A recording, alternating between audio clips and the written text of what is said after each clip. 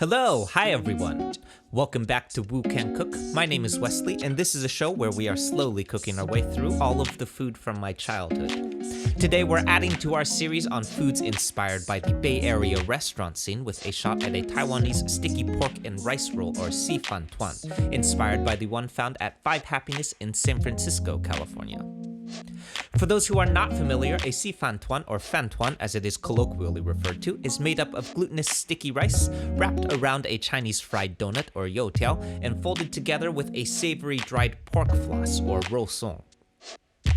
Here in the States, you will commonly come across these in Taiwanese pastry shops and dim sum restaurants like Five Happiness, but you may also find these in Taiwan from street food vendors as well because they are so compact and easy to eat on the go.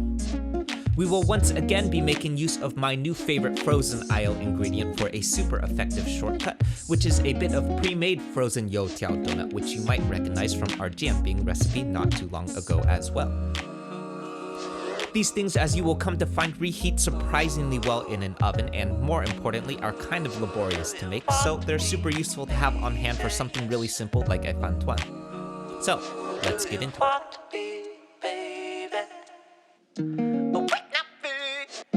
Everybody wants to be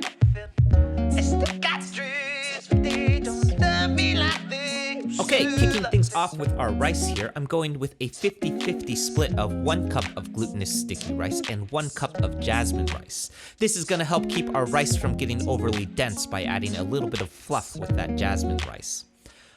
Unlike our standard long grain or jasmine rices though, that glutinous sticky rice needs a long soak for it to become tender, otherwise it's going to come out more toothsome and slightly raw, not so great. So I'm soaking mine here for a total of 1 hour, which seemed to do the trick, but ideally we want this stuff to soak overnight though. 1 hour later, our rice looks pretty much the same, but I'm draining out this water into a sieve and then giving it one more rinse until that water starts running clear. This is going to help rinse off any of that excess starch that might have caused that rice to clump up. Then over on the stove, I've got 4 cups of water coming to a boil for a 2-to-1 rice to water ratio, followed by my rice. I'm covering this up and letting it go on medium heat for 15 minutes, then removing the top and giving it a quick toss to make sure nothing sticks to the bottom of the wok here. We're also going to be handling this stuff barehanded, so we'll definitely want this to cool down for at least 30 minutes before diving in. In the meantime, I'm diving into the only vegetable in today's recipe, which is a pair of green onions. A pickled jiacai vegetable would also be super common to include at this point, or you could include other things like chili sauce, sausages, daikon radish, kimchi, or really wherever your imagination takes you at this point. We're gonna keep ours pretty simple though and just go with these green onions. We're slicing them pretty thinly on a bias and saving them as a garnish. Then we're setting these aside and taking a look at our frozen youtiao here. I'm popping these into an oven for 10 minutes at 350 degrees F. They should be fairly crunchy but not stale upon coming out. Then I'm breaking out my sushi mat here next. Now technically this is optional since we are also going to line our mat with plastic wrap, and I know more commonly these things are rolled using just the plastic wrap, but I actually thought that the mat is going to help us get a tighter roll, especially if you're worried about that plastic wrap tearing, so choose yours accordingly. I'm lining this with a thin layer of rice here first. Make sure that your hands are very wet at this point, otherwise that sticky rice, as the name implies, will definitely stick to your hands. Then I'm following this up with my youtiao, followed by my pork floss, my green onions, and finally a pinch of sesame seed.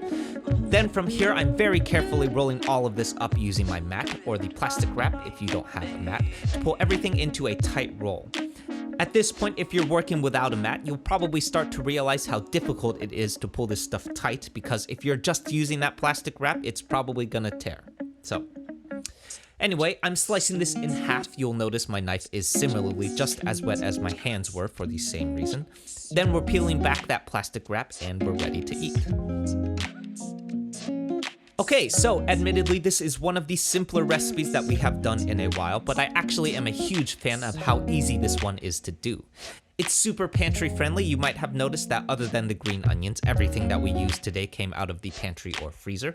It's also really filling and most importantly contains 2 of my favorite Chinese ingredients of all time, rousong pork floss and youtiao Chinese donuts. The pork floss is extremely savory and filled with umami, and is just a super classic combination when paired with rice that reminds me of all of these simple breakfasts before school that I ever had when I was a kid. For the Bay Area locals, the restaurant that we're paying homage to today is called Five Happiness and is found in the San Francisco Inner Richmond district on Geary Street, and it was one of the dim sum restaurants that my parents used to take me to when I was little. Somehow, miraculously, this place is still standing to this day, so if you haven't yet, definitely make your way over there for some dim sum real soon. Okay, so that's it everyone. I hope you enjoyed this and I hope you give this one a shot. This was a really fun one for me to take a shot at because it's actually a dish that I haven't had since I was really young, mainly because I don't really know where to find one of these things unless I drag my ass all the way to San Francisco for breakfast. This is also the second recipe that we've done which makes use of a frozen youtiao Chinese donut, so if you haven't yet, definitely check out the Jianbing Chinese crepe recipe that we did as well. Lastly, I'm super excited to start telling folks about the all-new Wu Can Cook pop-up restaurant which will be serving a bunch of the fried rice recipes from this series. We'll be at the Alameda Point Antiques Fair every first Sunday and second and fourth Saturdays at the Hayward Farmers Market, so if you're here in the Bay, head over to wucancook.com/eats for more information about that. As always, like, comment, subscribe, share, press some buttons, and I'll see you soon. Bye.